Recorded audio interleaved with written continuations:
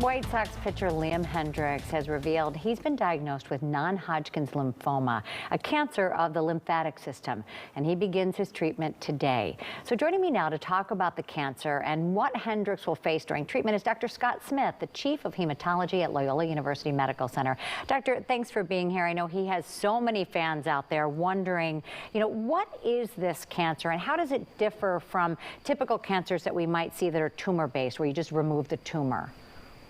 Yeah. So lymphoma in its basic form is a cancer of the lymphocyte. So lymphocytes are types of white blood cells responsible for, treating or taking care of infections and other things along those lines. So when people get lymphomas, they get usually swollen lymph nodes in their neck, armpit, groin, somewhere in the middle of their body. That's usually what brings them to attention, though it can affect the blood. And obviously, as being a blood cell cancer, it can go anywhere in the body that blood cells go, which, as you can imagine, is anywhere. And so staging is an important component of figuring out where the disease is located, and will direct, in many cases, the treatment that you're going to use. Yes, and we should probably point out that you are not Liam Hendriks' physician, but you are an expert in this type of cancer. 33, how rare is it at that age? So it's relatively rare, though not unheard of.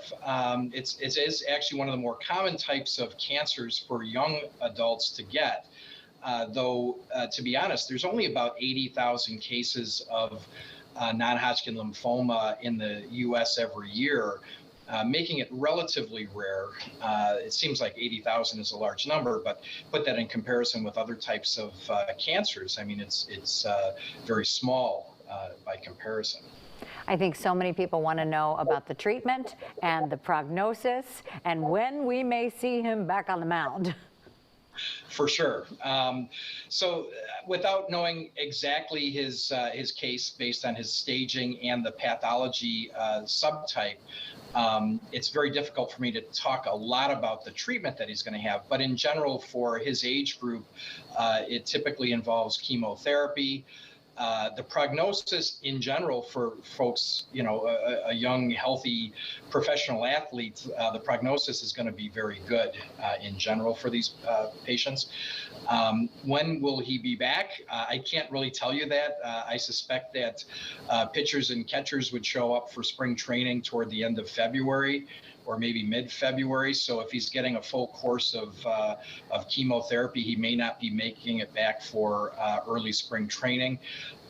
Though with a full course of treatment, which could be 4 to 6 months, if he needs that, he may be back by early summer to pitch. So hopefully, things go well and we go from there. Doctor, I know one of the hallmarks of some of these chemotherapies is nerve damage, especially in the fingers. Is that something that is typical of the chemotherapies that you would use for non-Hodgkin's lymphoma?